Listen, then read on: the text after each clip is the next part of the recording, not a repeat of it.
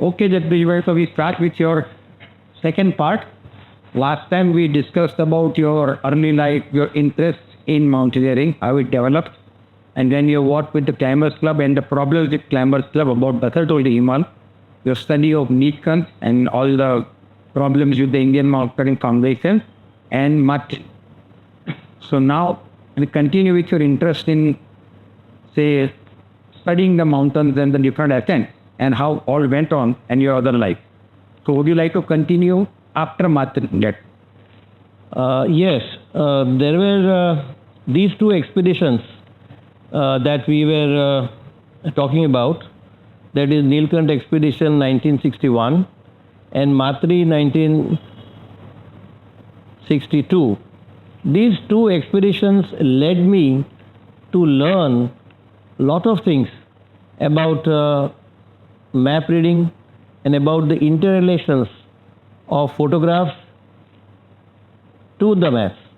And that led me to a field which is not very much explored in India, and that is the field of verification of claims by mountaineers.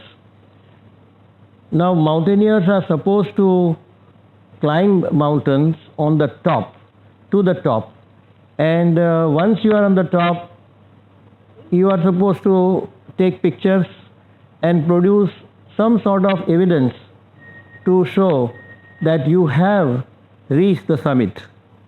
Now, these photographs are very useful, and they can be related to a topographical map, and therefore a student of photography and topography can lead to the conclusion whether a particular picture is taken from a particular mountain top which is on the map. This interest led me to several such studies, and I will not like to go into each one of them because they are nearly 3 dozens over a period of so many years. But the main such verifications that has come on my way, I would like to just mention in brief. One is Panchachuli expedition, that is also Indian Mountaineering Foundation's expedition, and they claim to have climbed Panchachuli 2, 3 and 4. However, it was seen from their photographs and descriptions that the climbers had not really reached any of these peaks, and they had come down from reasonably low places. The other expedition that I would like to mention is of Sudarshan Parbat. Now, Sudarshan Parbat is in the Gangotri area, and it is considered to be a difficult mountain, not yet climbed at that time. And the expedition from Calcutta, when they climbed a peak which is closer to Raktavarna Glacier, they thought that we have really reached Satopant. But I mean Sudarshan. Now, they also gave good number of pictures, and we studied them. Lot of correspondence took place between me and their leaders, as well as Soli Mehta, who was situated at Calcutta at that time and who interacted personally with the leader and the team. However, with great difficulty, they were convinced that they had not really been on top of Sudarshan Parbat, but they were on top of another mountain which was closer to Sudarshan Parbat, and it is a smaller mountain, and that they had climbed. Similarly, there was another army expedition to Gya, and they thought that they had climbed Gya, but the pictures and the descriptions showed that they had climbed Gya Ghar, which is also another mountain far away from Gya. Now, this was evident because from their summit pictures we could see that they had shown the photograph of Gya itself, the main mountain. So when you are on top of any mountain and when you show that you are seeing another mountain which is truly Gya, so you can conclude that it is not the mountain which they had set off to climb. Similarly, there was another expedition, which was also an army expedition, to Gya. Now this is an expedition that circumvented the whole valley. They took a route without perhaps studying the maps, and they reached the base camp of Gya, and they did climb this mountain Gya, but their photographs were very peculiar, their description was very peculiar, which led me to believe that they have not reached the true peak of Gya, but another point little below Gya. Now that one also was a little bit enigmatic. However, the problem was solved next year when Indian Mountaineering Foundation sponsored another expedition led by one of our friend Motup Chawang, and he climbed, their members climbed the peak, and they also produced number of photographs. From the summit of this mountain, the army expeditions had produced a number of photographs in different directions. But in one direction, it was not clear as to what they were showing. But when I looked at the pictures brought by Motup Chawang's team, I could immediately connect that the pictures given by army expedition in that direction, which was about eastern direction, coincided with certain features shown by the Motup Chawang's expedition. And therefore, I corrected my conclusion that army had not climbed. In fact, they had climbed, but they had poor description and pictures did not show properly where they had been. So like this also was my experience. Some of the other expeditions that I had the opportunity to go into was another one of Indian Mountaineering Foundation to Negi Kangsang. Now Negi Kangsang is on the border between India and Tibet in the Arunachal Pradesh, and it is around 7,000 meter peak, one of the most difficult peak to reach to the base camp.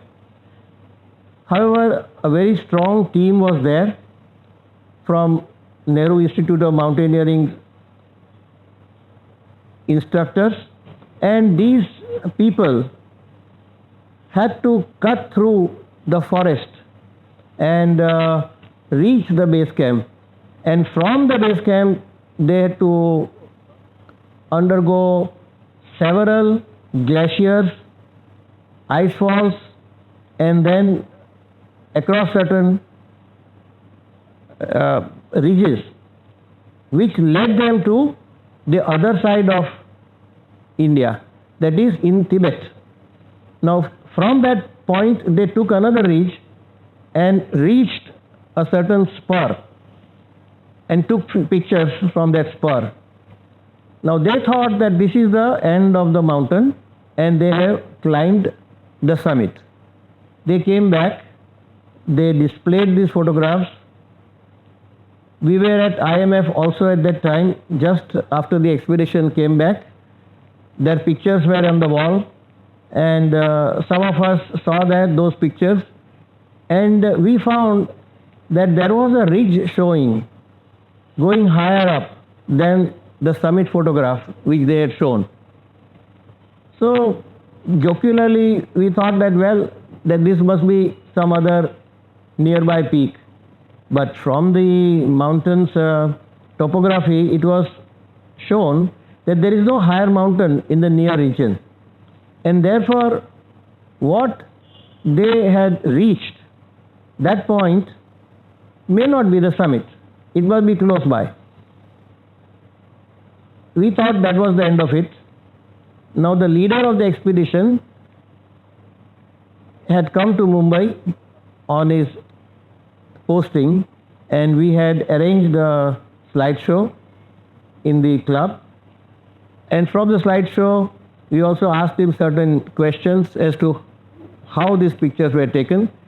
There were no detailed discussion, but subsequently we had opportunity to obtain more photographs and also discussion with the leader himself. This whole expedition, pictures and the descriptions then indicated that there was a feature which was seen from their highest point, which was higher than what they had reached. And therefore it means that the point which is seen higher could be a summit. So having come to that conclusion, I went into the topographical maps and the surrounding areas, surrounding peaks. I identified them, and on the map with the different methodology, we came to the conclusion that the location was not reaching the point of the summit shown on the topographical map. This was indeed a very revealing thing, and my study was then given to the Indian Mountaineering Foundation, and Indian Mountaineering Foundation set up another committee consisting of experienced mountaineers like Suman Dubey, then Mr. Gurdev Singh was there, and the leader, the Honorary Secretary, Wing Commander Bhattacharya at that time. Three of them were there, and then they invited me also. They invited the leader and the instructors also, that is the climbers, and we had a discussion. And after couple of weeks study and their deliberations, they said that Mr. Nanavati's conclusions are absolutely correct, and the expedition had not reached the summit.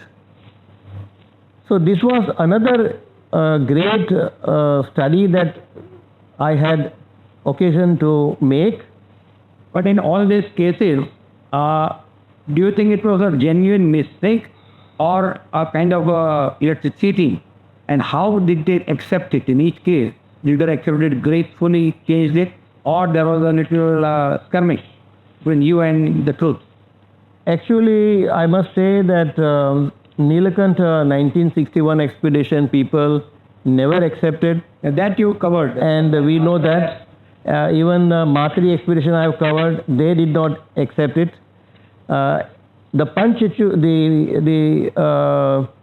Panchachuli expedition ultimately relented, and they said we have not climbed the peak.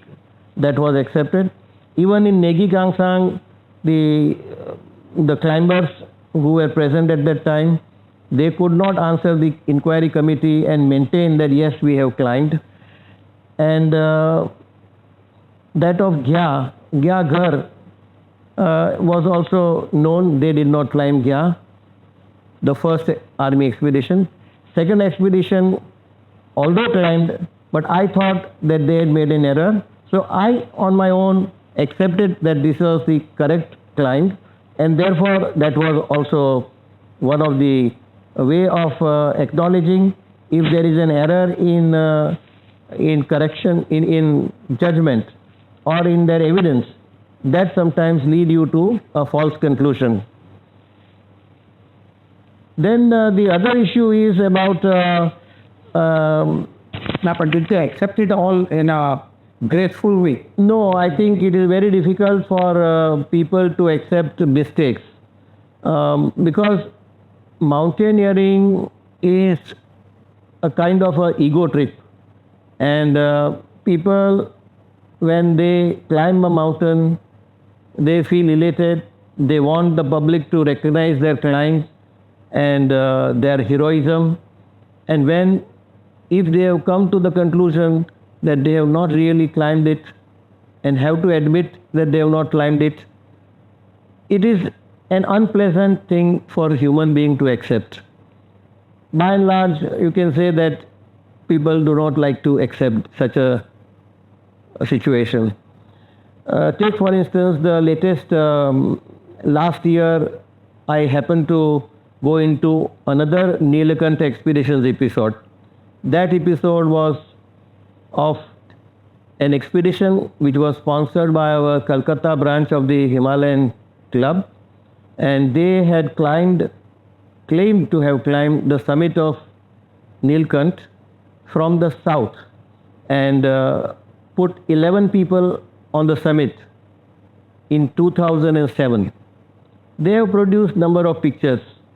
They have produced a marking on the photograph of some other expedition of that mountain that we were here. Now, all the evidences that I could marshal to show that those rocks where they had stopped were not the summit, they are not the summit point, and it is difficult for them to accept. My report was given to the Himalayan Club Managing Committee and the President also vetted the comments with some other mountaineers, and who concurred with the views expressed by me. Now this is an example of how people do not accept that they have climbed. They will give you all kinds of excuses, and they may even try to run your criticism down by imputing motives. Such things do happen, but we have not to go into those things. We have to. Why in a sport like mountaineering, such attitudes are taken? Why it is not just an healthy acceptance of facts or truth? Many times truth is not palatable, and it is bitter to accept that they have made a mistake. I just now mentioned to you that people have a ego trip on this one, and therefore they do not like to admit it. As a result of all these studies that I had made, I wrote an article which was published in the Himalayan Journal sometime in 82 or 83, 1982, 1983. And the title of that article was Mountain Photo Orientation. Since I had studied these aspects of how to interpret photographs onto the topographical map, I thought it would be better to write down the elements of it. There is nothing technical about it. It is simply an arithmetic or rather the simplified way of reading it. And that article was published in the Himalayan Journal, and I gave a number of talks on the same subject with slide illustration to the Himalayan Club, as well as in the Indian Mountaineering Foundation and to other clubs in the vicinity of Bombay and Calcutta. And the purpose was that people would take up to it and in future try to understand, try to make up how truth in mountaineering can be established. There are nowadays several other technical methods also available, and these will require a person with a scientific mind to go into it. Some trigonometrical interpretations are also available. So these are the things which would lead one to find the truth about science. Would you say that this is one of your prime contributions to Himalayan studies and mountaineering? Well, it's and one of your most satisfying aspects of your association with mountaineering and mountains? Well, it is true. I have not been a very active mountaineer as such, and because I started activity at a very late age of 30, when I first went to Indian Mountaineering Foundation for my basic course. But in any case, the time that was available to me and the energy and also various factors that you are in, I did not devote as much time to mountain expeditions. Although I had gone to mountains about 12 times, mostly with Harish Kapadia, and because he is a friend of mine, and therefore whenever he used to go, he would first invite me, but I would not go to most of his trip because he was going twice or thrice in a year, and I could only go once in a couple of years, having other commitments in my life. So you are true, it is true. But it is, I mean, academic study of mountains was as satisfying as actually going on mountains, or maybe more. No, it's not at all satisfying in the sense that it's a study, and those studies are absorbing for hours together. You have to pour into the mountains, into the maps, into the photographs, ponder over it, collect information from various other sources apart from the expedition which you are examining. So these are the things which do fascinate anyone, but it is not equal to the fascination that you feel when you go to Himalaya. Even today, when I want to remember some pleasant things in my life, I go back in memory to places where I have been in the Himalaya and remember those scenes and remember those situations in which I was placed. Now, what I am trying to say is that somebody goes to Nilkant and knows nothing about it and just comes back while you studying Nilkant. So maybe your association with Nilkant is far stronger and deeper than the guy who has gone there, isn't it? Well, yeah, mine is intellectual and academic, while the person who has seen and gone to Nilkant has the physical bond. But no knowledge of Nilkant. They have no academics nor no knowledge of Nilkant at all. See, to enjoy Completely mountains, two different aspects. true, to enjoy mountains, you need not know the geography, you did not know the geology, you did not know all these things. Mountains themselves are beautiful or attractive, and that is the main thing. Whether I know anything about its history, etc., would add to my interest. But basically, it's like a flower. Whether you know the name of the flower, whether you know the name of a bird, it's a beautiful bird. It's a colorful thing. It has got a form of its own. Now, these are the things that charm us. They are charms, and therefore, if you know certain things about those items of nature, because it's a basically item of nature, and that gives you enchantment, some sort of a peace. Mountains are peaceful.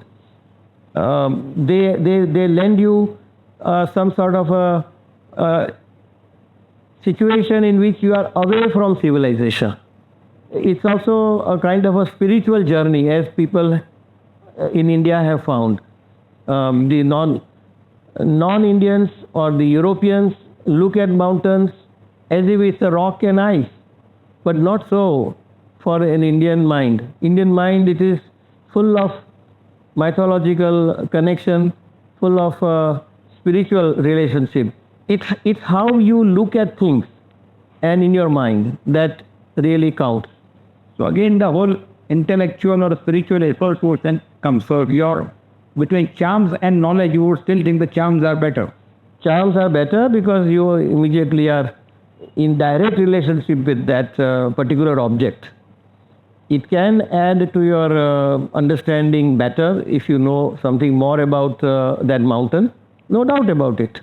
So, but then what is your philosophy about mountains? What did charm you maximum in mountains? Why you were lifelong devoted to mountains? I like mountains per se. I like valleys of mountains per se. And whenever I am there, whenever I am in the mountains, whether it is in the Himalaya or in the Sahyadri, where we have really gone several times to this place, to such places, or abroad. But in going to Switzerland or going to Canada or in America, these mountains are inundated with lot of civilized elements and structures. Human beings have intruded upon them, and therefore they don't have natural charm which you find in India. Yes, roads have gone right into the valleys, but once you go off those roads, you can land yourself into valleys which hardly anybody goes except the shepherds and their herds. Many places we have seen, many of our friends have gone who have spent maybe 10 days or 15 days in such places. That is because not only there is an attraction of adventure, but also a matter of serenity of the place itself. By studying photographs, I do get a kind of pleasure of what you see in it. But that is a shadow pleasure. Actually, if you go there yourself, that is the best thing. And that is what I would like to go, but limitation of your energy and situation at different stages of life control what you can do and what you cannot do. So my love of mountains will always remain. Even during the last study of Nilkant 2007 expedition, I learned more about that mountain than I knew when I first studied in 1961. Between these several years, 45 years or so, there was vast difference of knowledge. And because this expedition brought so many pictures, so many photographs which I could access. Earlier, certain pictures I could access, but not as many. However, this is the charm of all mountains. And my friends are also interested who go there for that purpose, and not just for the purpose of intellectual or academic study. Hundreds of people are going from India, elsewhere, thousands I should say, not hundreds, and it has become almost a major pastime of young people. Okay. Okay, so Jagdish bhai, after now knowing your love with mountains, philosophy, and how you are charmed, what other topics would you like to start with? Well, I should have mentioned once in between that after Negi Kangsang's study, the Indian Mountaineering Foundation thought that they should have a person to vet such expeditions, which they themselves sponsor and which are the first ascents. It is not that you go into every ascent and find out where they have reached. For instance, Comet expeditions are in scores. And one would not like to study each and every expedition, whether they reach the summit or not. But Indian Mountaineering Foundation thought that whenever there is a first ascent by an Indian expedition, they would like to have somebody to vet those claims. And they appointed me as what they call one-man commission for verification of claims. And this was indeed a very honorable position that they did. They recognized the importance of verification and also valued what has been done. After that, Indian Mountaineering Foundation must have sent me dozen or more expedition reports, and I have given them my comments. What action they have taken, it is for Indian Mountaineering Foundation. They would react with the leaders, etc. But this was one of my result of these efforts. You had a study of Swarga Rohini also from IMF. Swargarohini, The background and exactly what happened. Swargarohini has got 4 peaks, if I may recall properly. The main peak, first, is not the tallest, but the peak 2 is the tallest, if I am not. Peak 1 is taller than peak 2 by 5 meters. Oh, that's the only difference. Yeah. But then they claimed to have climbed peak 2. 2. Yes. And then with peak 2, they said, "Okay, we have climbed peak 1. I mean, they stayed 5 meters below peak 1 Yes. and declared it that you have not climbed. And that was objected to by IMF. You are referring to which peak? AK Singh and Oh. IMF Tabini. AK Singh Park. I think the expedition was led by some other AK Singh. AK Singh was there. And SP Chamoli Ah. from the Indian side. Yes, you are referring to Chamoli's expedition, basically. That is the IMF expedition. So let me just recall very quickly. Yes. The Nehru Institute of Mountaineering expedition led by AK Singh went and on Swargarohini 1, Yes. and because of a serious cornice on the summit, they stayed 5 meters below. Yes, yes. And That's after right. about months, SP Chamoli led an IMF expedition which climbed peak 2, and they said okay, because peak 2 is 5 meters below the main peak, difference is only 5 meters. That means we both expeditions are equal, and AK Singh has not reached any summit because he was below that cornice line. And they sort of challenged AK Singh. And that's where you came into picture to positively prove for the first time that AK Singh was on the summit justifiably because of the cornice. Yes, there was Your, let's say all others were negative proving, but you are positively proved is another aspect of your study. Yes, see now that you recall the memory, it is true. AK Singh's expedition had been on the right mountain, but they were on a point which was rather dangerous to reach. The last point, which was only 5 meters below. So, in mountaineering, you can claim that you have reached the mountain, the top of the mountain, so long as human beings can reach there, a point. If it's a rocky mountain, one is expected to reach the top of that rocky peak, however difficult it may be, because rock is a steady, permanent feature of a mountain. If you are on a snowy peak with a big cornice,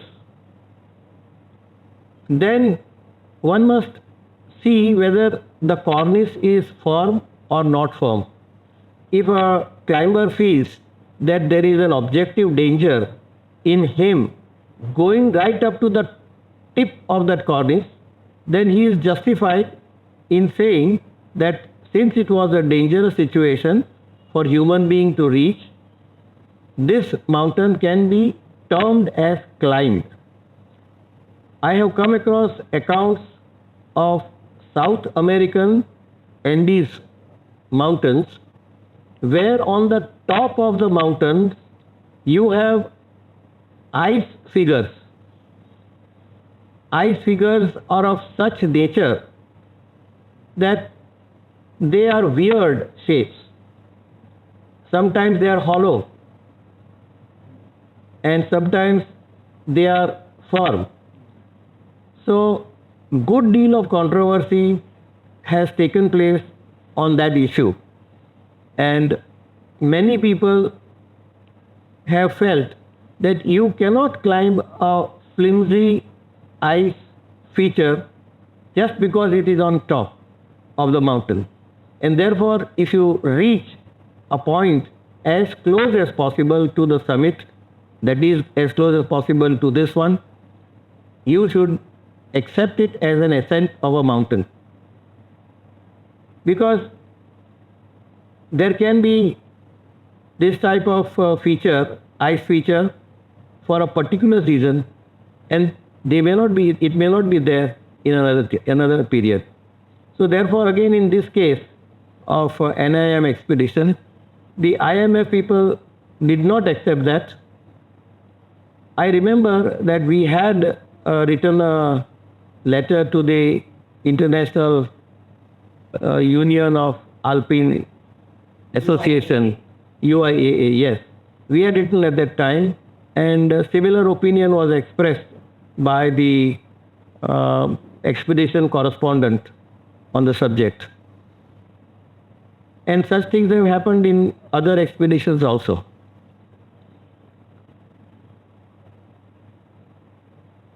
In Swargarohini, there was another expedition which was from Bengal. They immediately accepted after it was pointed out that they were on Swargarohini 4 and not Swargarohini itself. And their own pictures showed. So this is another positive attitude shown by the climbers from Bengal in the sense that there are people who are frank enough and sporting enough to accept. Well, in the course of my experiences of mountaineering and mountaineering organizations, I have come across a number of people who are well advanced in mountaineering, and they have also helped me in my interest, academic interest as well as my interest in going to mountains. In the first place, when I went to Indian Mountaineering Foundation for my basic course in 1959. Himalayan Mountaineering. Yes, I think so. Correct. Himalayan Mountain Institute at Darjeeling, I came across Brigadier Gyan Singh. He was the principal at that time, and he always remained in touch with me, and I remained in touch with him in many ways in my Climbers Club days and thereafter also. So he was a good friend of mine, and we had a very good relationship. Similarly, a person like Nawang Gombu was another person who was one of the instructors at that time. My own instructor being Ankami, and there was another person whose name, no, not Wang Di, but Young Ang Temba. Yes, right, sorry. He was my personal instructor. And during that course, we had number of co-students whom we had come to know. One of them was from Bombay at that time. You may be aware that Himalayan Mountaineering Institute at that time had more and more of army candidates or from the forces candidates, paramilitary forces also, and civilians were fewer and fewer. But nowadays I understand that this has become a very popular sport, and more civilians get training over there. So from Bombay we had two persons, one Mr. Laijawala was there, I was there, and from Army and Navy there were number of persons over there, a few teachers were there. Now these people do give you some sort of contact later on also. And you have any incidences to narrate about Gombu or Gyan Singh, whom you had good association on this training period? How they helped you or what they told you about their life? Well, as far as Gombu is concerned, he was a very simple, he is still alive, and he is a very simple-minded person. Like all Sherpas generally are, up to a point. Later on they have become civilized and also, not civilized, I would say cultured, and they have also got the similar attitudes of people like we display. But basically very friendly and willing to help. I think my own instructor, Ang Temba, taught us basic mountaineering. If we are tired, they would help us. I think I remember once my load was too high and I found it difficult. So he would take away our load and put it on his own shoulder. This is something which is very typical of good Sherpas. They do not hesitate. They have their own loads, their own rucksacks. But no sooner they find that a student or a companion is having difficulty, then they will immediately no आप ले जाओ उसमें क्या भरा है निकाल दो इसमें मेरे को दे दो करके निकाल के they will put the load on them, and once you reach the camp they will dump back to you, etc. I would say that Gombu is a very flamboyant person also, I must say that.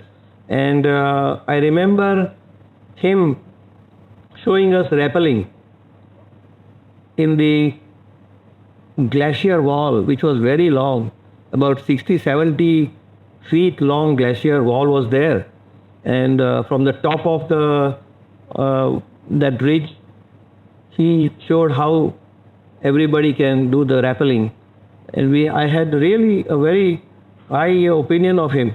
And each one of us then were led to do this rappelling, which was really good. And then later on, I had a greater interaction with Gombu because we invited him for rock climbing courses in Bombay. And he used to stay with us, and along with 2 other Sherpas. They stayed here for about 2-3 weeks or sometimes more, and did some rock climbing sessions for students whom we had organized through our club. These are the 2. I must also recall another thing about Gyan Singh. Gyan Singh, I suspect, knew that Nilkant was not climbed by the IMF team in 1961. But because he was in the army, he could not go openly and say so, that they have not reached the summit, etc. Since his immediate boss was Mr. Sareen, S.T. Sareen, and Sareen was also in charge of Indian Mountaineering Foundation as well as Himalayan Mountaineering Institute and several other things. So he has to be very subdued about his own opinion about the IMF expedition, particularly Nilkant. But in public, in his articles, he criticized the leader for various unethical and illogical actions he did on the mountains, such as taking extraordinary risks. For instance, going for days in one small tent, one-man tent, for 7 persons and such things, and the risk that he took. Ultimately, that caused a lot of frostbite to the leader as well as others. So these are the things he criticized. He said that you have no business to lead like this. A good leader must be such that he brings back members safe and sound. It is also possible that in that particular season, 1961, there were expeditions, 3 expeditions sponsored by Indian Mountaineering Foundation. And one of them would become, or one of the leader would become the leader of the 1962 Everest expedition, which they were supposed to sponsor. So each one of them, the leaders, wanted to show that they did successful expedition. And that may have been the motivation behind the leader taking undue risks on mountaineering, on Nilkant, and also unjustified claim also. But at the same time, I must give full marks to Brigadier Gyan Singh for recognizing that Matri was not climbed by the Gujarat girls. And until the last, whatever correspondence I had, I used to keep him informed, and he in turn used to correspond with the leader and the climbers over there that your claim is not correct. Mr. Nanavati is writing these are points which is not objectively answered by you.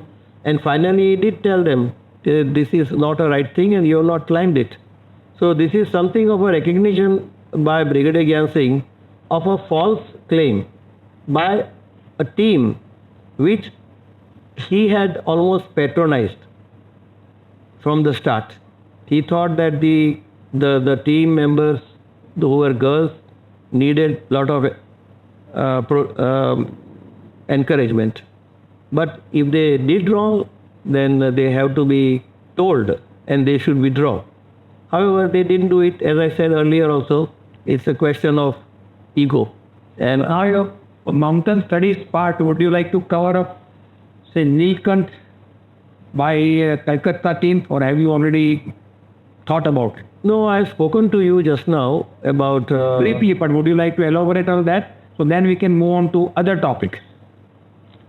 Basically, as I said, that the expedition was sponsored by the... Very briefly, you can narrate the whole incident. Okay. The expedition was sponsored by the Himalayan Club Calcutta section. It was led by Wing Commander, Air Vice Marshal, not Wing Commander, Air Vice Marshal Bhattacharya, and there were a number of members of the club, climbing members, and they took the mountain from the south, that is the Panpatia Glacier. They had a base camp near 4,500 meters, and from there they went towards the west col, but again did not go to the west col, but took a right turn towards the Gendans, and having negotiated the Gendans, they reached the top summit ridge, or we may call west ridge. And at certain point, they found cluster of rocks which were spread on a slope, and reached the edge of that slope, and they thought that we have reached the summit. They were there for more than an hour, took pictures. However, the weather was bad, and one can see from the photographs also, they were foggy.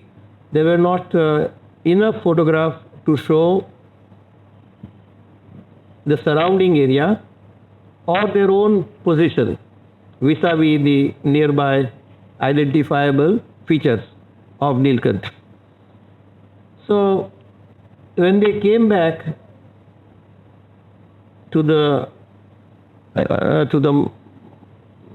Calcutta, they had given very sketchy report that we climbed the peak, and this was the place, these are the people who climbed, etc., etc. But I was more interested in knowing further details, and therefore I corresponded with the leader and also the sponsors, their expedition members, for more photographs. For a year, I was told that we will give you photographs. We are publishing a journal, we are publishing a souvenir in which these pictures will be produced. And ultimately, they had a big show in the month of May 2008. And they produced a booklet, souvenir, very nicely done, giving history of all expeditions in that area and on that mountain. And thereafter, these pictures were available. However, there were no summit pictures which were worth their while. So I questioned and I requested them that, can you give me this particular type of picture, this, that, and other things. So when nothing came, I came to the conclusion that their pictures do not show the summit. And during the course of our correspondence, they sent me photographs of two expeditions. One is by Martin Moran and another by Marco Rezzel. On these pictures, they show we were at this point and we were at this point. They crossed and showed that, the leader. So it was very clear from Martin Moran's pictures, which I had collected earlier from him, that the place where they had shown was on a slope and it was not on the summit ridge. If we say summit ridge is the ridge which is very close to the actual summit, they were very low. Now, no amount of evidence would make them accept that this is the West Ridge and on a particular location that they are situated. Now what had happened?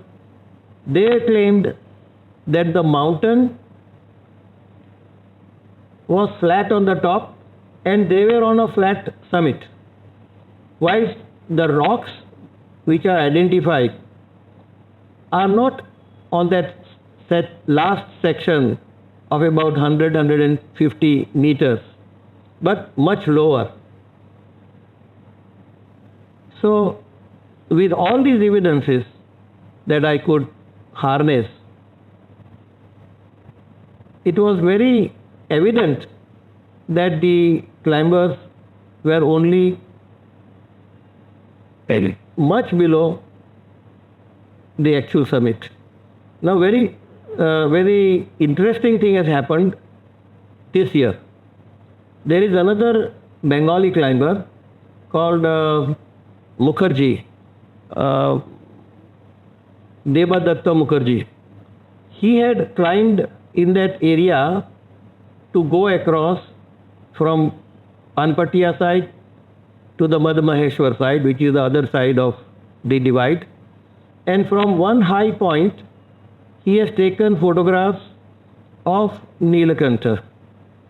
Now, he came independently to the conclusion from his photographs and his study of the Google Earth maps that these rocks are far lower on the West Ridge. And these rocks are easily identifiable on the photographs that he has taken and the photographs which the expedition had furnished as having been or having that point as a summit. So he himself independently came to the same conclusion and gave that conclusion to the expedition members. But obviously they did not accept that. Although earlier the climbers, I am told, had advised him to bring pictures so that they can prove that the rocks were right on the summit where they had climbed, wherever they have reached. So these are the things which are interesting. Of course, a lot of heart-burning is caused by the climbers because they think that they have reached the summit, and when somebody says they have not, people are not happy. These are the main things about such episodes. So anyway, this completes now your academic study, and in the next part, now we start with your exclusive and complete devotion to the Himalayan Club, how it became everything after a cup of tea. Thank you, Mr. Nanavati. Thank you. So now we talk about your association with the Himalayan Club. Yeah. I remember when I was in the Himalayan Mountaineering Institute at Darjeeling, Brigadier Gyan Singh suggested that I should become a member of the Himalayan Club. How was he involved in this? Himalayan Club. He was then vice president of the Himalayan Club. And he thought highly of the Himalayan Club and wanted more and more new people to become members of the Himalayan Club. And therefore, he thought that I may become a member. And also, he thought that the Himalayan Club should sponsor the rock climbing courses in Mumbai. And if I became a member, then we will be able to make some organization about the same. I applied for membership and I became, there was no difficulty. Proposer and seconder was there. And this was in which year? 1959 to 1960. Yeah. So that time it was not difficult to become a member of the Himalayan Club. I had already been on a course and I had done some trekking also earlier in Garhwal as well as in Kashmir. So that minimum qualifications required was there. After coming to Mumbai, there was number of members of the Himalayan Club in Mumbai. And Brigadier Gyan Singh thought that the Himalayan Club would sponsor this expedition, these rock climbing courses. And we would try to organize, etc. At that time, the club was situated in Calcutta, but there was one representative, what we call honorary local secretary, Mr. Hawkins of Oxford University Press. He was in Mumbai. Yeah, he was in Mumbai and he was looking after the affairs of the Mumbai committee, more or less. Actually, there was no committee. He was a one-man show. So when I mentioned to him that this is what Brigadier Gyan Singh has asked us to explore for the club, sponsored rock climbing courses in Mumbai, how about gathering the members of the Himalayan Club in Mumbai and see how we can do it. Unfortunately, Mr. Hawkins was not very much in favor of this kind of activity and he discouraged us. He said whether he is not sure whether the Sherpas would come or not, whether we will have sufficient number of students who would like to do take the training and all that sort of thing. So there were a number of other members of the Himalayan Club in Mumbai who were interested that we should do some such activity. And at that time, we had Navneet Parekh, one, Ashok Madgavkar, then Rusi Gandhi, Malti Jhaveri, Jamshed Batli Boy, then who were the other members of the Himalayan Club at that time. There were other non-members like Natubai Sangvi, my co-student Lajawala, he also was there on that one. And like that, there were about 13-14 persons who got together and they said that the Himalayan Club may not want to do this activity. We will have a committee who will do this activity. And Brigadier Gyan Singh said, I do not care whether it's a Himalayan Club or anybody. I will give you my Sherpas for a month during this winter period when they are not utilized there. And you can have rock climbing courses here. So this was the committee and we called it Mountaineering Course Sponsoring Committee. Simple. There was no organization, no specific constitution, but only friends getting together and doing it. We made the publicity in the newspapers also, and the response was overwhelming. Brigadier Gyan Singh came to inaugurate that particular session, and Homi Talyar Khan was also one of them. He was the secretary to the private secretary to the chief minister, and we could get even good wishes from Jawaharlal Nehru at that time, thanks to Mr. S.C. Sarin, who organized a letter of encouragement. So it was a big function at Sindham College Hall, when everybody was briefed as to how the courses will be organized.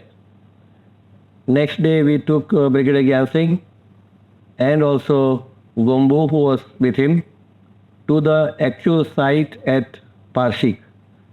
We had explored the site earlier and selected rocks and various sessions that can be done in a 4-day course. And there were a number of applications that came. And there were a few girls who had come also, but we refused them at that time. It was only next year that I think we could organize a special course for girls. This was not under the Himalayan test. No. So unfortunately, I give you the background because the Himalayan Club was a little conservative on the whole issue. How many members were in Mumbai that time? As far as Himalayan Club is concerned, I think it will be less than 15 numbers. 15. Well, 15, not 50. So most of the activity of the Himalayan Club was done unofficially. Mr. Navneet Parekh, who was a member of the Himalayan Club, and he used to invite to his residence expedition members who would be passing through. In fact, he was acting as if he was the honorary local secretary, except that officially he was nobody in the club. But his own interest brought people together, and he used to tell that so-and-so party is coming, please come and have a meeting with them, and they will show some slides. So kind of some generating of activity was going on.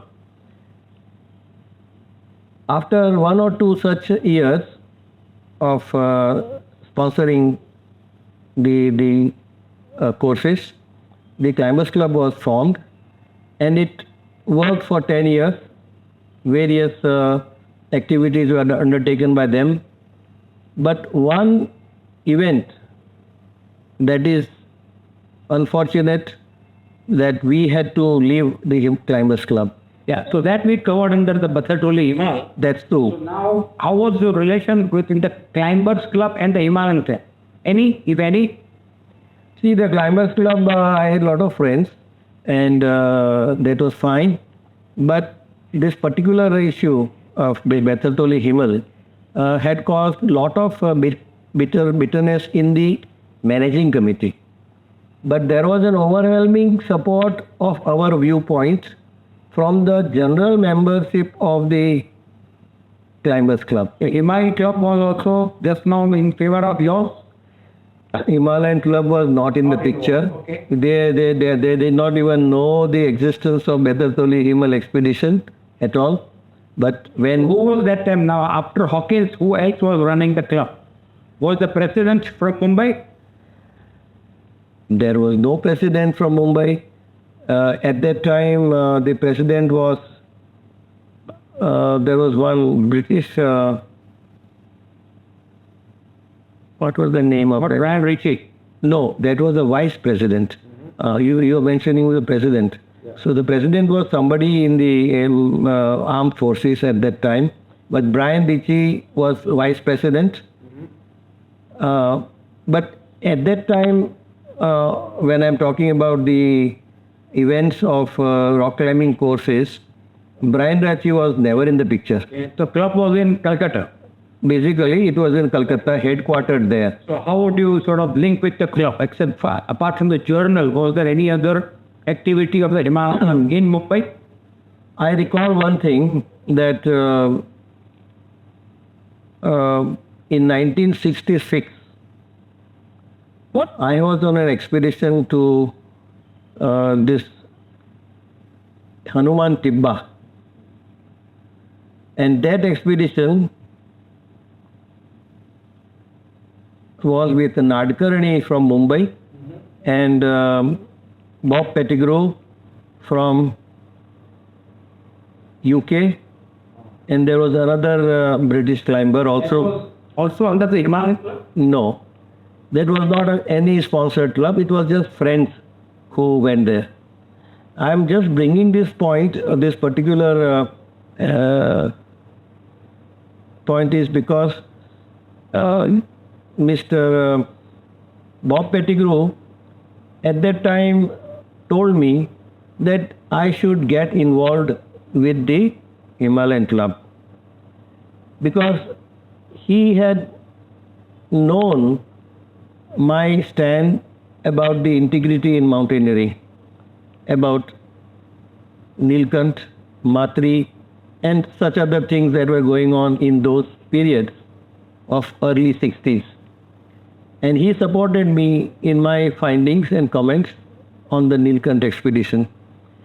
And he said to me that, Jagdish, you should get involved into the Himalayan Club because ultimately the Himalayan Club will have to have Indian members who will run the club. At that time, the club was still in Calcutta, as I said earlier, and people at the helm of affairs were still Britishers in Calcutta. So he said that unless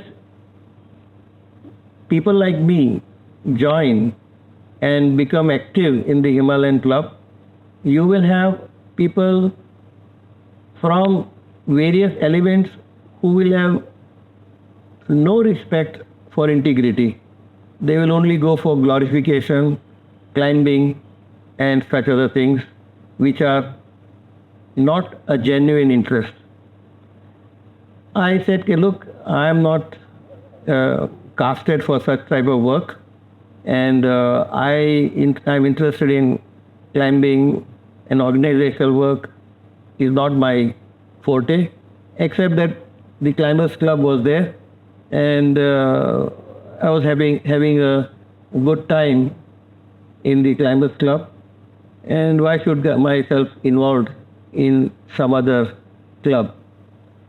And at that time also we thought of Himalayan Club with awe, because it's a big club, it has got a big past and such other things. So that particular talk had a seed in my mind. So when we left the Climbers Club in mid-1971, there was a crisis in the Himalayan Club also, but of different type. In the Himalayan Club, there were hardly any who could run the club in Calcutta. Soli Mehta was there, K.K. Goha was there, one Mr. Saha was there. These were the only three people surviving from the committee at that time. The managing committee members and others had already left India, who were Britishers. Some Indian members were there. They were in Delhi, like Mr. Badwar. So, Soli Mehta came to the conclusion that Himalayan Club will not survive in Calcutta if there are no persons to look after the club. Some discussion took place between the then committee members in Calcutta, Mumbai, and also Delhi. And there was also a suggestion that the Himalayan Club should be wound up in India and it should go to England, along with the library and such other paraphernalia that it has. But this was quickly shot down as not a practical proposition. And in this process, at some stage, it was the idea of Soli Mehta as well as Gibson, who was the president at that time, that we must bring the headquarters of the Himalayan Club to Mumbai. And Soli Mehta gave the suggestion that we should have a managing committee in which such people like Navroji, myself, and others can be made members of the managing committee. We were nobody at that time in the Himalayan Club, but a thing like this could happen. So a meeting was held in the residence of Meher Mehta, who happened to be the honorary local secretary at that time, when about 15-20 members were present, including the president, Gibson. Mr. Badwar came from Delhi. These were the old timers. And they thought that yes, we should have a committee. Brian Ritchie was at that time in Mumbai. So he also was there. And everybody thought it's a nice idea and we should transfer the headquarters to Mumbai. Mr. Navroji was made the honorary secretary at that time, and one Mr. Ramchandani, Gulab Ramchandani, he was made the treasurer. I must also mention that the finances of the Himalayan Club were also in shambles at that time, and Mr. Gulab Ramchandani was given the task of making it right and see that our budget is balanced. Because at that time, a lot of our money had gone into production of journals, and the subscriptions were low. It could not sustain. So it was Gulab Ramchandani's idea that so far the life members are getting journals free. That should stop. At least they must pay the minimum cost of the journal. And the minimum cost of the journal was 100 rupees. Whilst we were selling outsiders to 250 or whatever, 300. And the membership was nearly on that figure. So it was difficult to digest. Many life members would resent. We have given life membership for what? But he was very forthright. He said, look, there is only one alternative. Either the life members shell out the cost of journals, or the journals will not be published. Which one do you prefer? We got a lot of brickbats, about 10-15 members, life members were very much displeased, and some of them also said, no, we will not subscribe. So it was a voluntary subscription. Anyway, so this type of reform was introduced, and gradually the finances were made to reasonable balancing. So 1 year, Mr. Navroji was at the helm of affair as honorary secretary, but because of his traveling abroad frequently, he expressed his inability to carry out the function. And therefore, Brian Ritchie and others felt that Jagdish should take up the honorary secretaryship, because they had known that I have already done some work for 10 years in the Climbers Club, and therefore he took me and he gave me this honorary charge of the responsibility of the secretaryship. Well, I was not totally new to administration.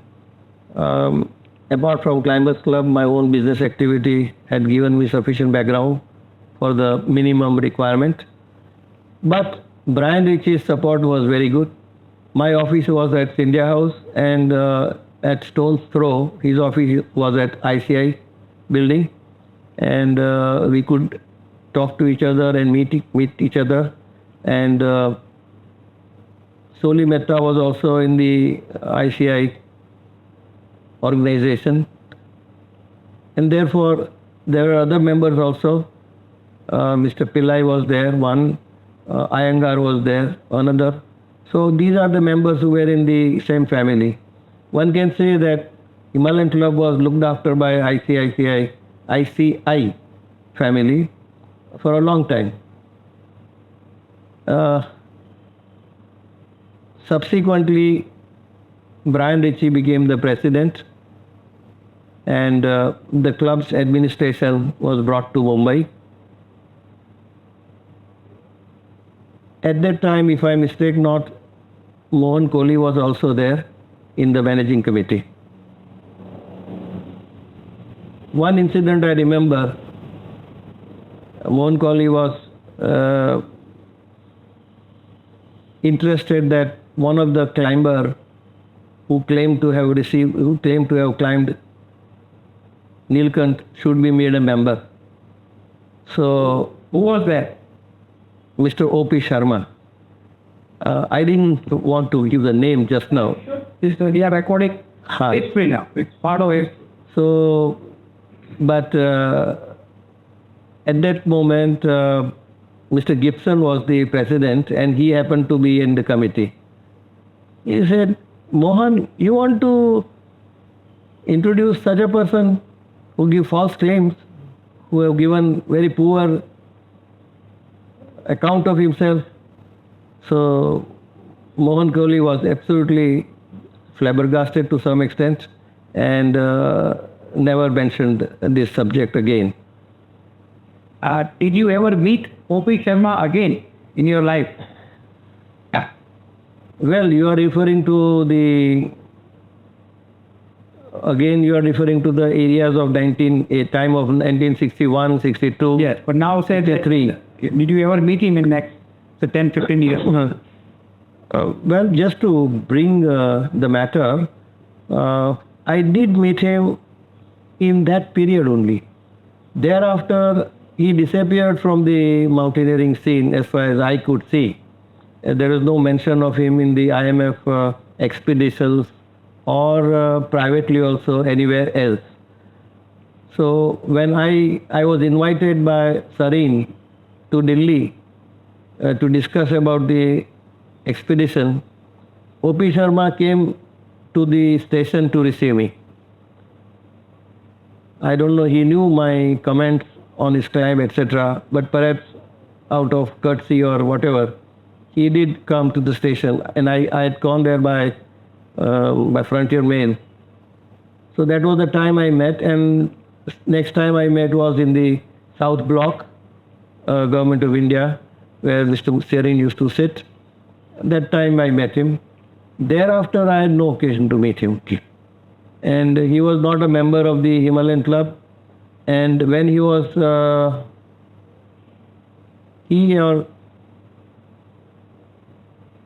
there was a mention about his membership, trying to be a member of the Alpine Club also.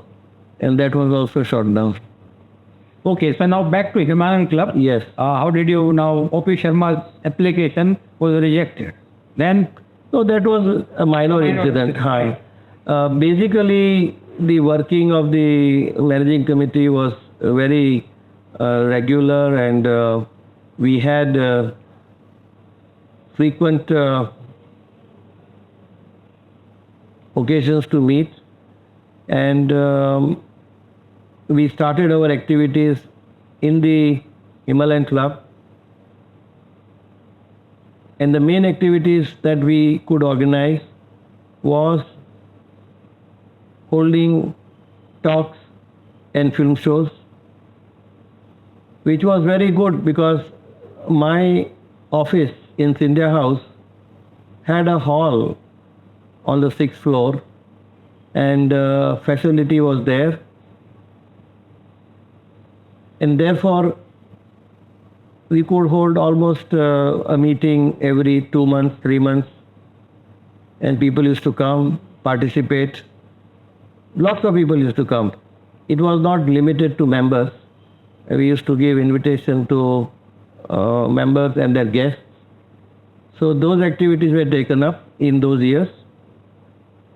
There was also a limited number of trekking equipment, which was also brought in my office. We have another godown area where we used to store, and most of all, from Calcutta, they sent a lot of records of the Himalayan Club to Mumbai, which was also stored in my office. So my godown was almost like a space occupied by the boxes that came from Himalayan Club, Calcutta, plus the journals and so many things. Therefore, it was very happy occasion for the Himalayan Club to have such facilities, such a area where people could come conveniently. Ballad Estate is not a very far area, and we used to have meetings over there. Apart from that, Yes, Jagdish bhai. So how did it take? so in that fashion, we brought the club into Mumbai, and the first thing that I thought was to bring in some young people, and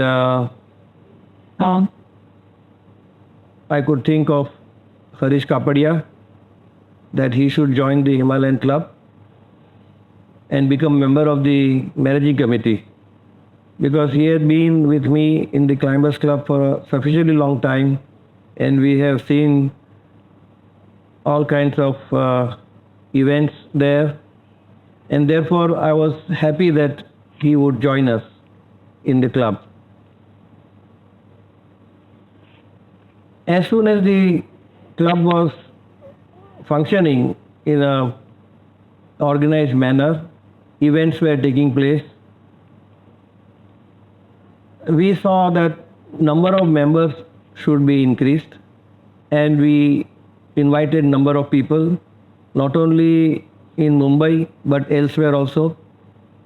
The honorary local secretaries were activated by writing letters to them that we expect them to at least give 1 or 2 members a year.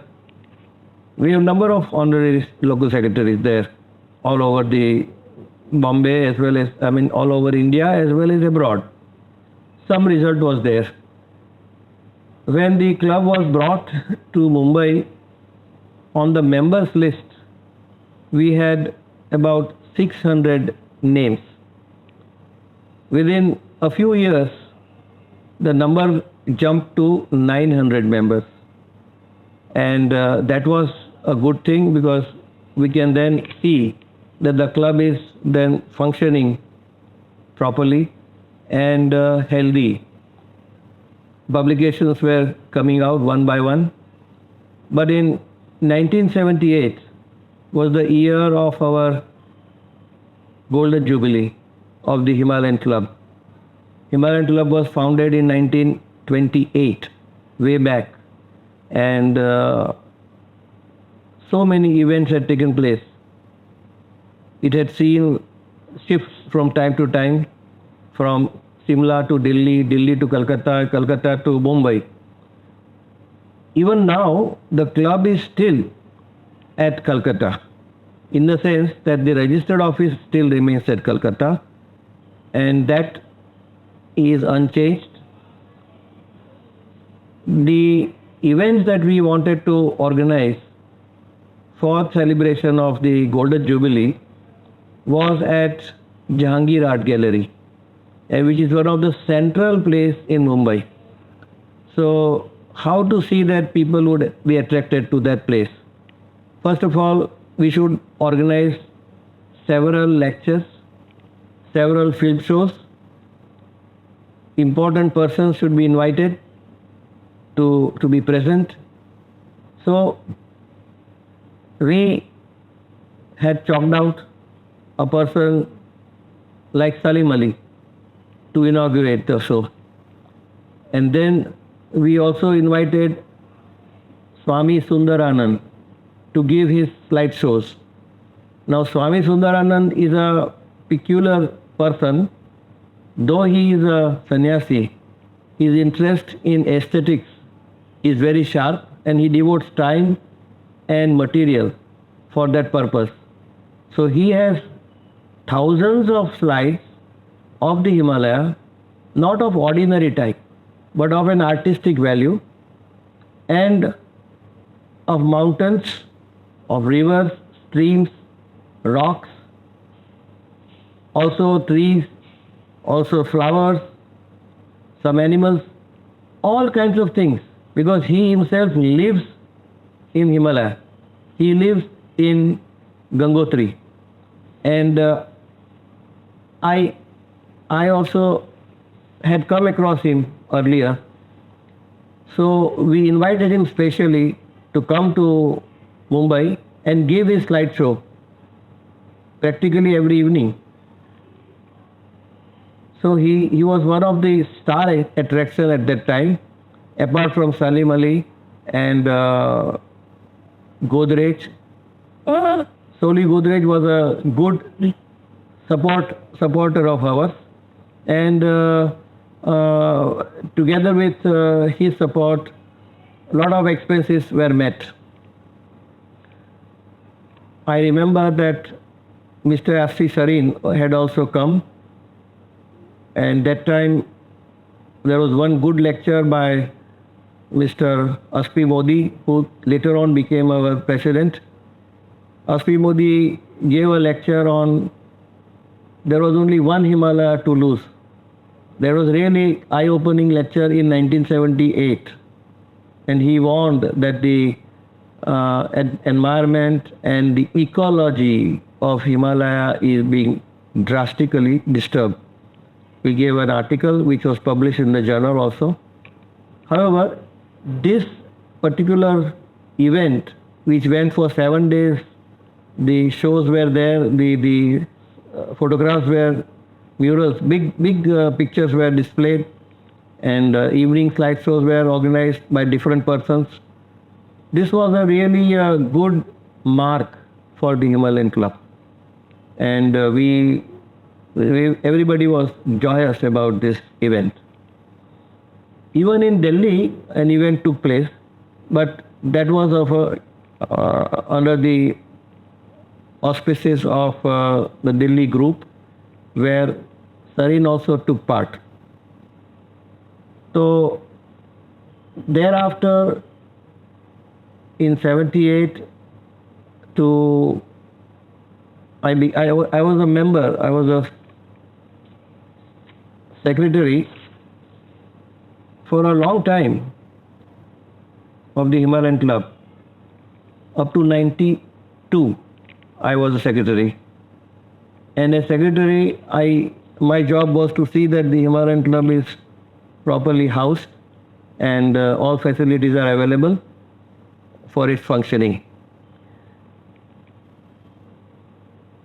Thereafter, I was given the responsibility of the presidency, which lasted up to 2000. Well, this is the basic. And after 2000?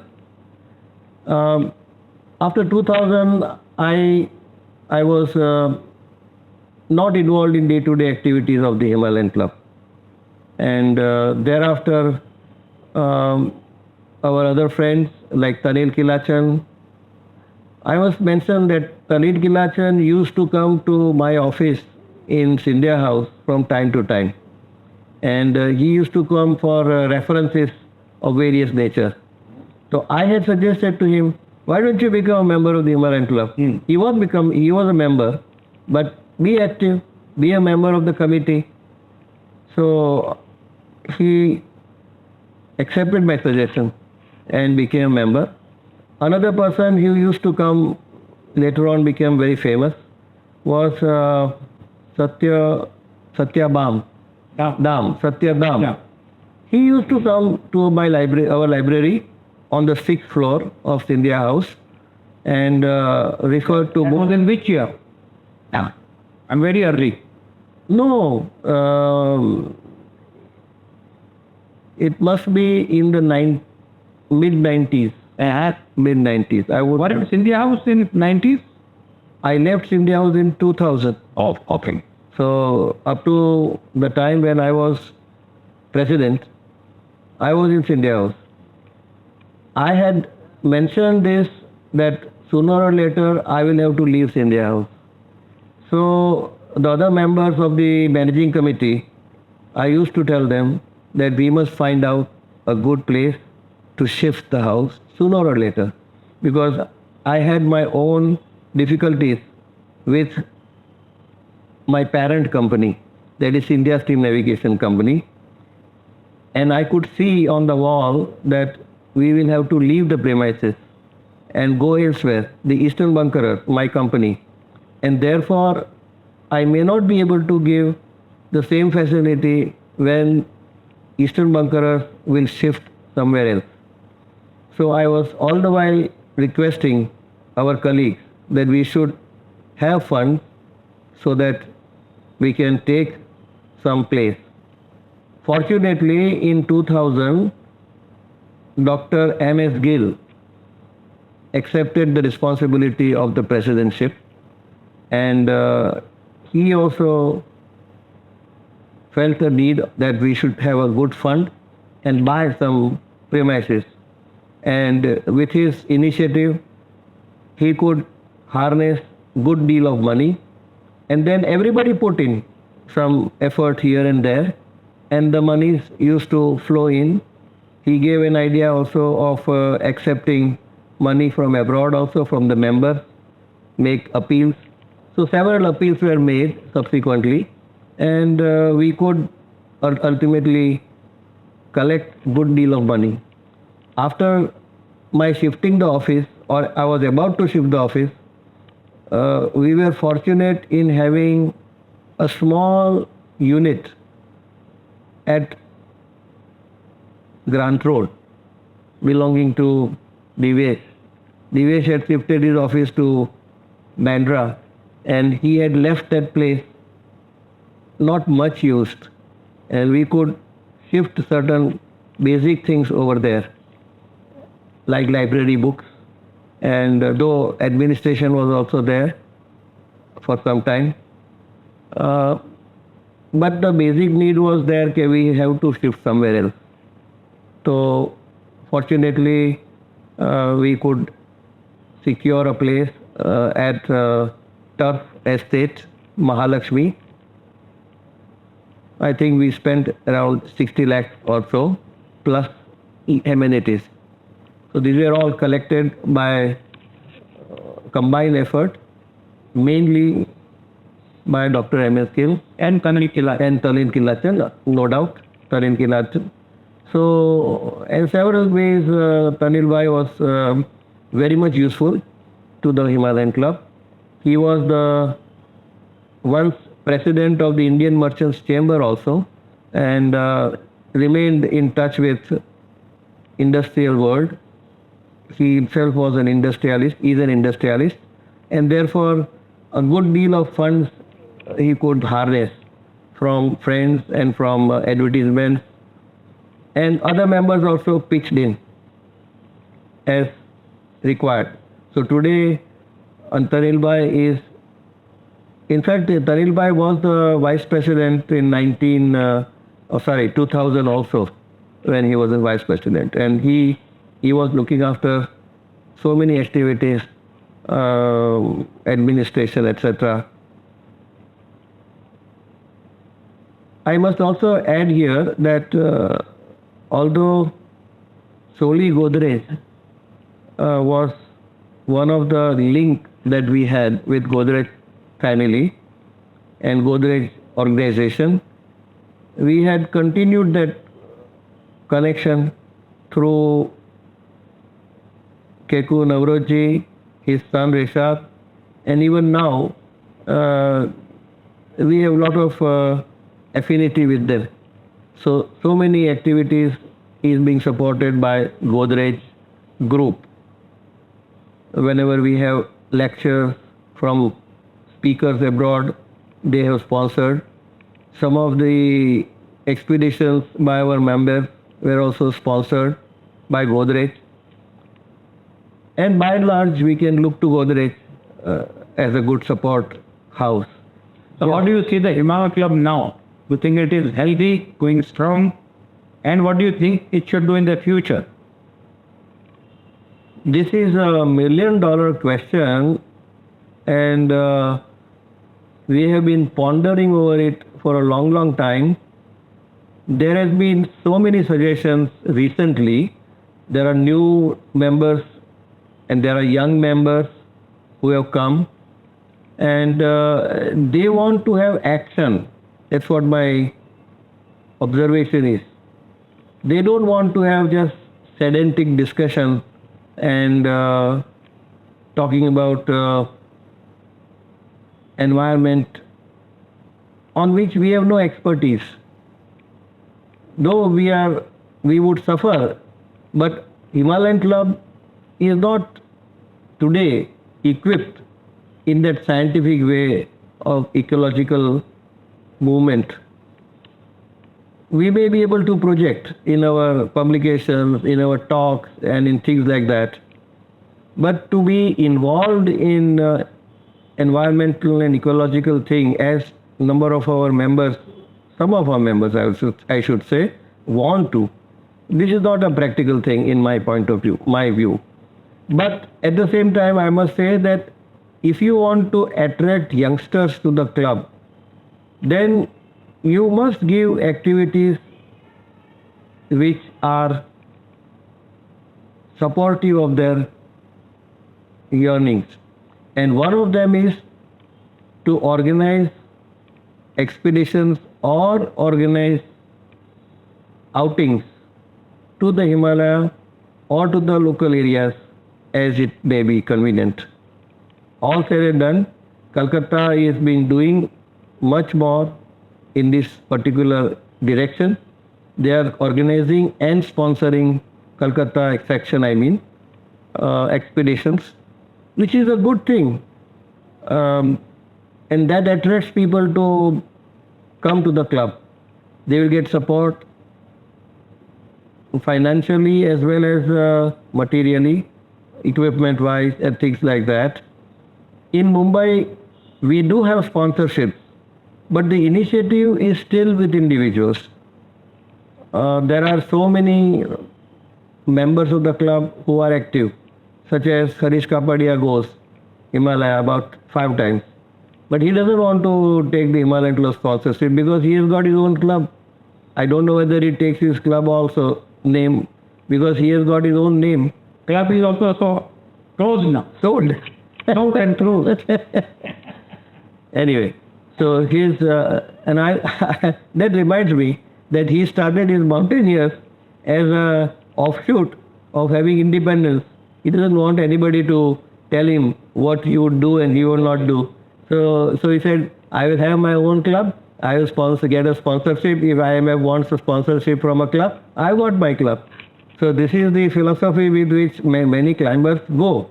And Jagdish Nanavati was the first and only honorary member of our club, the Mountaineers, from the day one till end. But it disappeared. Club we closed. Officially we closed the club. The only mountaineering club is officially been bound up. I inform IMF. We will not pay your fees. We are closed. Thank you. This is the good news that I'm getting here in this discussion. Yeah. I did not realize it because I thought that I had also faded from the club because I never received anything and I did not get the official funeral ceremony going. It was an happy occasion to. Good, very good. And so now we come back to your thing. So that the Himalayan Club, as you look at it, you Yes. would like it to be more active. I would like that to happen, and then there are pitfalls. Sure, the club will go on getting stronger with the younger people now moving in. It has lasted 80 years. Last year or 2 years ago, we had an 80th year celebration. Very well done in Mumbai, in Delhi, and elsewhere. And I think there are youngsters who would be interested in joining the club and organizing things for the club because they get pleasure out of this. Nobody will do anything unless you get pleasure out of it. And if you get hardship and bickering, people will go away.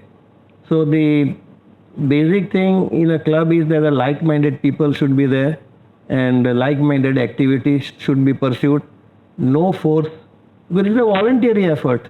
We don't have paid people to do any scientific work or paid people like BNHS, I believe, have got scientific bent. They've got staff. They've got a good librarian and so many things. They get good grant, I believe, from the government also. So whatever it is, we are that way free enterprise type of club, an organization. And I think that should be the case, not to get involved. Main person concerned with the Himalayan Club whom you have met. Any, say, memories about Asti Modi, Brian Ritchie, Bob Lawford? And Yes, that's a good question. And to start with, first thing that I heard about, he was the president of the Himalayan Club in 1961. I'm telling you, that was Sir Harold Williams. Sir Harold Williams was in the Government of India, in the Ministry of Defense for a long time. And he was the surviving British connection in the army. Like that, there may be so many, but he was one of them. And he became the member of the Indian Mountaineering Foundation's predecessor, that is sponsoring committee. They are just called sponsoring committee. He was one of the member. Then Mr. S.T. Sarin was the main person looking after the sponsorship. And as Mr. Khera was there. so you met all of them? No. Only person I met was this gentleman. But by reputation, I used to know. Why did you meet Sir Harold? I haven't met Sir Harold, except Sarin, I have not met anybody. But Harold Williams, I came to know because of the Nilkanta expedition, because he was the president of the Himalayan Club at that time. And I wrote letters to him. But he unfortunately did not pay much attention to my comments. And in fact, he was more influenced to see that this does not become a scandal in the Indian mountaineering scene.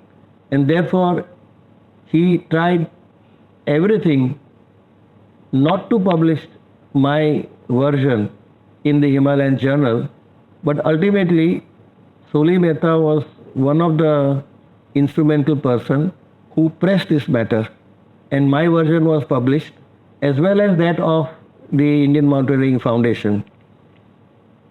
But that is a personal matter, and I know that he was kind of trying to please the power that be. As far as Mr. Khera is concerned, I had sent him the papers also, and he made a small comment in saying that yes, your papers are very interesting. That was the only thing that he said, but he didn't react much because, after all, officially the Indian Mountaineering Foundation is supposed to look after these things, and Sarin was looking after it. Then the other people whom I came to know, as a president, was Gibson. Gibson was very forthcoming, very aggressive, in the sense that active. If you write a letter, he will get an answer very quickly. I've got in the archives 2 box files of his letters in the Himalayan Club archives. And if anybody goes through them, they can get the glimpse of what was happening in the club in that period. And he remained the president for a long time, if I'm not mistaken, more than 5 years, when I was a secretary at that time. Thereafter, Brian Ritchie came. Brian Ritchie, as I described earlier, he was a vice president, but he was a president for 1 year only because he got transferred from Mumbai, and he settled elsewhere. Then we had another, thereafter the only other person whom I can mention is Billy Badwar. Billy Badwar was an active member of the club from Delhi. He was a president also of the club, and he attended, as I said earlier, the meeting where the decision to shift from Calcutta to Mumbai took place. And he was instrumental in saying, yes, we should see that things are done properly. And incidentally, I should also mention that he was instrumental in seeing that the main library of the Himalayan Club was shifted from Calcutta to Delhi. And he saw that some money came from the Indian Mountaineering Foundation also to maintain the library, books, etc. My interaction with Aspi Modi was also quite long, because he used to come to Mumbai when he was in Delhi. Subsequently, he was stationed here also. And he was a very careful person. He is a careful person, very meticulous, creating a lot of activities, a lot of articles, writing about them, intellectual. And but his main interest in the Himalaya was the ecological and environmental matters.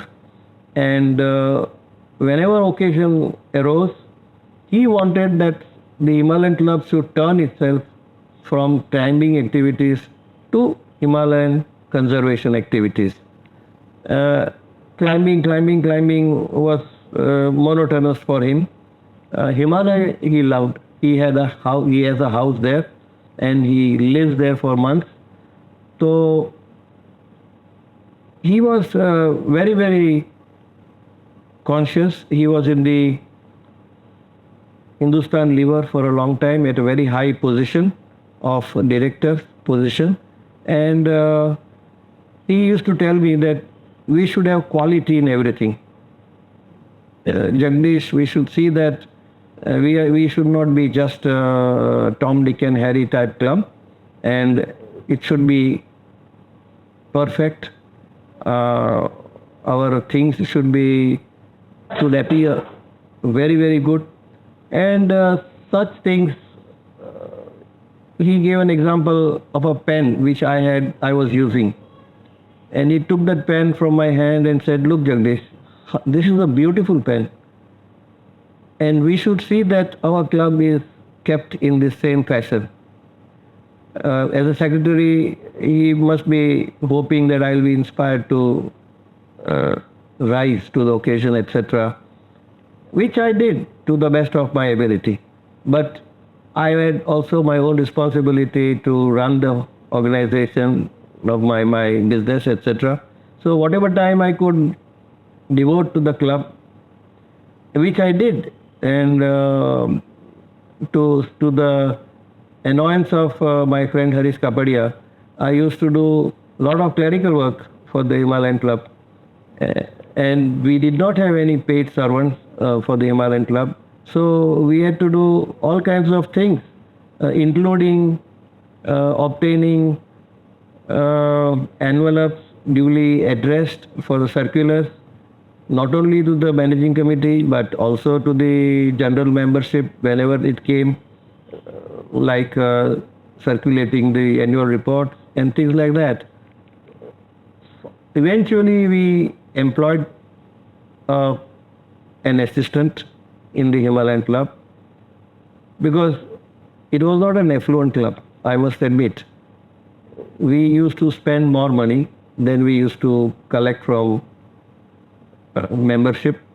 So ultimately, advertisement money used to trickle in, some donations, some contributions used to trickle. So such things used to happen. So these are the two people who were, I did not have much interaction. Okay, part 5 of the interview today. So now, who else did you meet? Say, would you like to say about Soli Mehta? How did you meet him? Who was he? What was the relation? Soli Mehta was a member of our sponsoring committee for rock climbing courses. Oh, you did say that? Yes. So in 1959, he was invited to become a member. I was not knowing him before that. But the moment I met him, immediately it clicked. Because Soli has a very exuberant personality. He will make friends very easily and he will talk very freely. So immediately we were good friends to start with. He also volunteered lot of things, lot of activities for the club and for the activity at that time, again under the banner of the Climbers Club. We used to go to the supervision work also for the camp, and therefore keen rock climber himself. He attracted good number of his colleagues. Through him I came to know of Ronnie Pillay, who was also another ICI staff officer. Also I came to know through him Iyengar, H.R. Iyengar. He was also a keen trekker, but he could not do much, as I subsequently come to know. He had done a lot of trekking in Sikkim. Coming back to Soli, he was a keen climber, trekker and moving spirit. And as soon as I got involved in this issue of research of Nilkant expedition, he was my person with whom I interacted and reflected my points. Something I thought of, I would put it before him. How about this? Is it possible? How about this? Can I interpret like this? So it was a kind of a good rapport for me, for learning as well as for confirming what I have been doing. We had long sessions at my house also, because the writings on Nilkant were getting voluminous, correspondence was getting voluminous, controversy also becoming bigger and bigger. So we used to sit together and go through my writings. Later on, unfortunately, he had to go to Sudan for a work, and he stayed there for a long time. And during that period, he was also the editor of the Himalayan Journal. So we had to find somebody to print the journal, and we had found here Moj Printing Press. where I coordinated the proofreading for him in Mumbai and used to send these papers also. It was a very difficult thing to do both ways. Subsequently, he got transferred to Calcutta, where he stayed for a long period. And from Calcutta also, papers used to come to Mumbai. And if I am not mistaken, Dr. Nayak also helped for proofreading in those days. Apart from that, he was so keen that in the case of after the Golden Jubilee period, we wanted to publish a book, special book, and give it to members.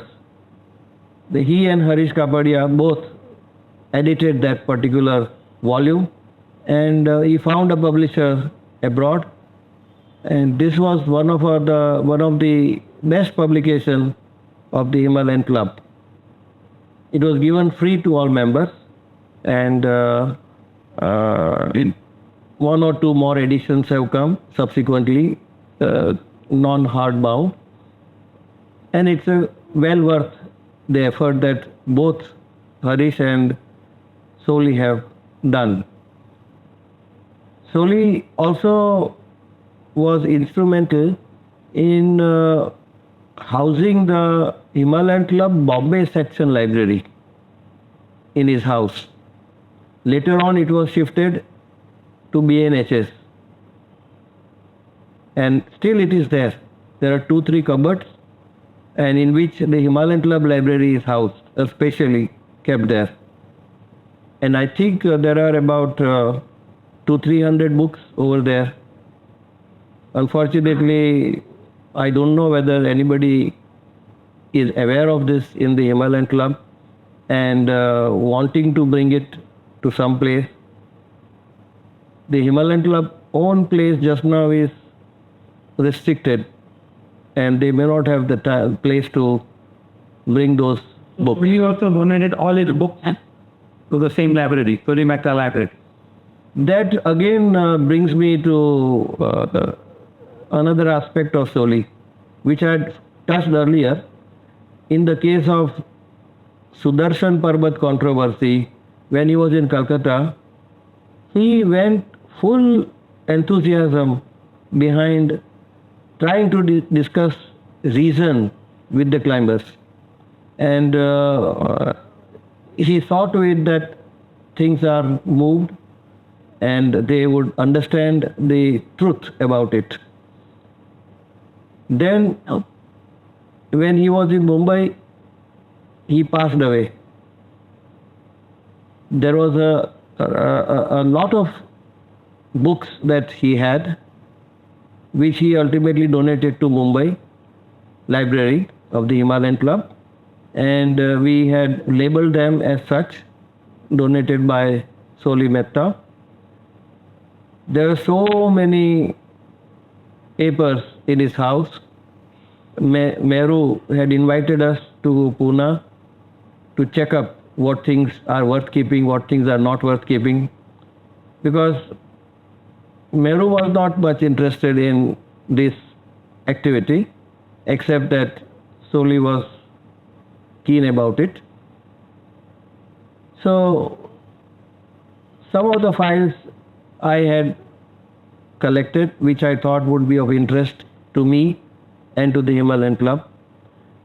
Even Bethartoli expedition matter, he had tried to convince other people that this is not the right attitude with which they are trying to put down the leadership of this expedition, and but it was of no effect. Okay, then who else you met? Then as I told you earlier, Harish Kapadia was the one who was more close to me in the Climbers Club period. But Harish Kapadia's main interest in the early years was to go for trekking. And periodically he would come to my office and bounce his ideas with my in my mind. I'm going here for a trek. I'm going here for a trek, and I would always tell him, yes, do go, but sometimes you think of climbing also some peaks. So like that, ultimately he organized one expedition to Tharkot. That was, if I am not 59. 1969.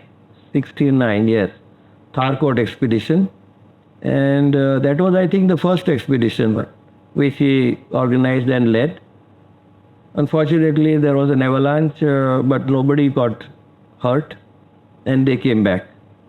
The next year was this one called Betartoli Himal expedition.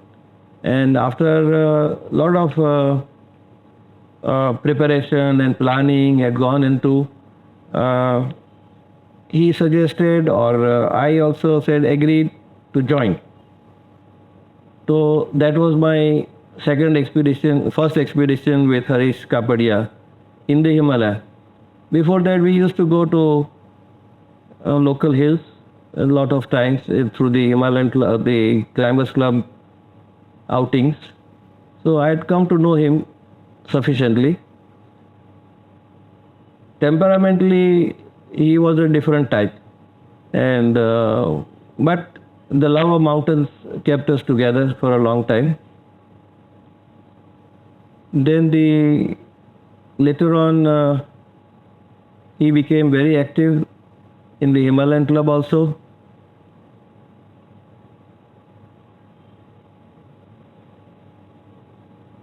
Most of my expedition in later years was with him, and outings also like Pachmadi, I must have gone with him maybe about 4 or 5 times along with family members, because once you are in the mountains and there are connections established, family members also involved. So this type of small trips, family people do come. Once I remember his family and my family joined to go to Ruinsara Valley. My wife Mandakini, but not my sons. His sons had come, one of the sons has come. Both had come at that time. And Geeta was there. So that was a children's expedition. And family was there, and there were serious climbers too. They had their own agenda, we had our own agenda.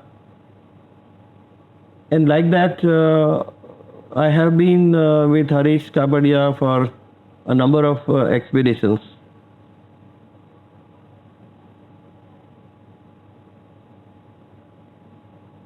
So, who else you met then? Arun Samant, would you like to mention about him? Yes.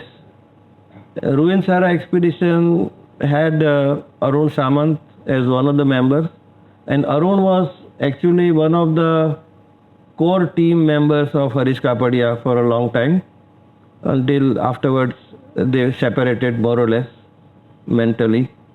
So, but he was a very keen climber. He passed away on a mountain which he had a lot of urge to climb, and ultimately that took his life. Arun was a civil engineer by qualification, and very, very meticulous planner, and also good climber, able. He used to also help me in certain aspects of my studies. I remember him getting involved into a couple of issues of mountaineering, claims, and he gave good suggestions how to solve them also. Apart from that, he used to draw maps for the journal. In fact, he drew a couple of illustrations for my article also, which came in the Himalayan Journal on the photo orientation. Those were very good.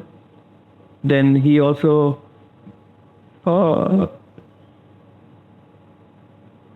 wrote one, I think he was organizing that booklet also, no? How to have expedition with that booklet on our Himalayan Club. That also was there. So he was very keen, and I had very good rapport with him until the last. It was unfortunate that he could not climb mountain, and he got into a peak which was ultimately mistaken. He thought it was Gya, but actually it was another peak before Gya, another Gya Sungdo. So, and he was exhausted there, and he passed away in that year. So among the other youngsters with Divyej, Tony, you've been meeting him? Like Divesh was a youngster that came very late in my Himalayan Club association. I don't exactly recall, but we wanted somebody to do our accounts and things like that. I should mention that Arun Samant did everything for the Himalayan Club in different postings. First, he looked after the equipment. Secondly, he looked after the library, if I am not mistaken. And then subsequently became the honorary assistant secretary, along with me. And then he became the honorary secretary also. And he discharged those duties very well. As similarly, in the case of Divyesh, he also was introduced first as honorary treasurer. Then 2-3 years he became the treasurer, and then joined this one as a honorary secretary. And he is still have to shoulder a lot of honorary secretaryship work even now. Now he is still a keen climber and very devoted to mountains, regular expedition person, he and his wife. So I have become more intimate with him. We have got, of course, difference in age, but still there is a affinity. I have not been to Himalaya with him, and some of the climbs we did in local hills together, but that is not much. But most of my exposure with him is in the dealings with the Himalayan Club matters. He's very keen and very, very resourceful also. I am very happy that a person like him is there in the Himalayan Club. Every institution requires some solid people behind it, behind the institution, and not just going and coming away. So this is something which is very important. These are the few people. Briefly catch up on the final balance item of your life. What other activities you pursue to life and are doing now? This is a final coming up in a very brief way. Well, Your activities with Hani, Korakendra, Kali, Gujarati language. see now I was my family is involved in good number of charitable activities. My mother had worked with Gandhiji on Gandhian various constructive work. She had participated in the freedom movement, gone to jail also. and therefore our connection, my connection and upbringing is through my mother's policy or mother's way of life. Uh, we have been putting on khadi since my childhood. Even now I'm putting on khadi. My sister also putting on khadi. My wife Mandakini also putting on khadi. And we are socially oriented people. And therefore we would naturally go into activities where there is something to do with development of men, relief of poverty and similar activities. My mother was a very great social worker, not only in khadi but also in relief activities also, such as whenever there used to be any natural calamities, she used to personally go there, take funds which are collected, and then distribute things like clothes, housing to be done, planning to be done. She would stay there for months in various places in Bihar, in Sabarkata, in Dan, and places like that where there are ashrams. So we have in our upbringing that kind of culture. My father had founded a trust. The name of the trust is Nanavati Family Charity Fund, and he donated certain amounts in the corpus. Other members of our family also donated certain amount in the corpus, and there is a small corpus that was built up. Unfortunately, he died in 1940, and this trust was there just in the beginning. His intention was to spend the money for the welfare of women and girls. My mother had studied only up to standard 4 Gujarati Chopdi, which is much below the today's standard 4. It is not primary, but standard 4 Chopdi ke. So 4 standard. So he thought that women should be emancipated. Just as Gandhiji also said, that women should come out of the home and also work for social upliftment of the society. So the purpose was to have an institution. And my uncle and my cousin, who were at the helm of affair after my father's death, and my mother also, they founded a trust which was meant to give empowerment to women and to girls. So a girls' school was started by us under the auspices of a separate body in the name of my father, Chandulal Nanavati Women's Institute and Girls' High School. So the girls' schools was founded near our house in a plot. Which year? This was in 1953. And in 54 the school started, building was completed. And later on, after a couple of years, we had another building for college for the women. And that college is attached to SNET Women's Institution, University. Now these are the various activities. Then another thing that this started was a hospital in the name of my grandfather, Dr. Balabai Nanavati Hospital. So that was another aspect of my mother and my family projection into public life. The other thing that my mother used to do is khadi activity as well as relief to humanity in the times of any distress. So these were the various things in which things went on. After my mother's death in 2000 April, she had involved me into khadi activity also. So apart from school and college responsibilities, which I was shouldering to some extent. This was another thing which has now become my responsibility in a way. So, together with other people, not that I am the only person, but one has to do social activity.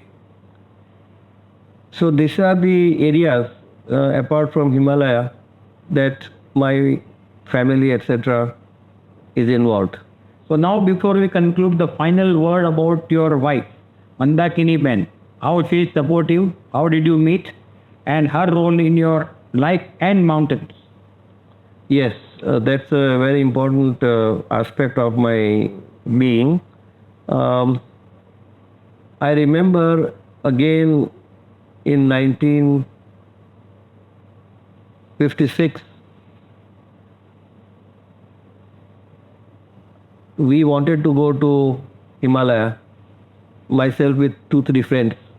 And when they did not come later on at the last minute, I said I'm going to go for the trip. That was from Kausani to Badrinath. So Mandakini says, no, I will not let you go alone. I will come. And then she joined us, and we had chalked out a program in such a manner that we can slowly come. Now, what could be done in 11 days, we did it 17, 18 days with a lot of leisurely time, 1 or 2 days rest, etc. So she was always supportive, and even in the Climbers Club, she used to come for the helping of the kitchen also. My mother also initially came in the first year of camping. So there is a complete support that was there until we had this tragedy on Betartoli Himal. She was shaken. I was also in a way not happy.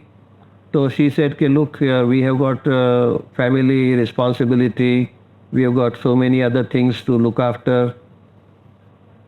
So it is better that you moderate your activity in the Himalaya.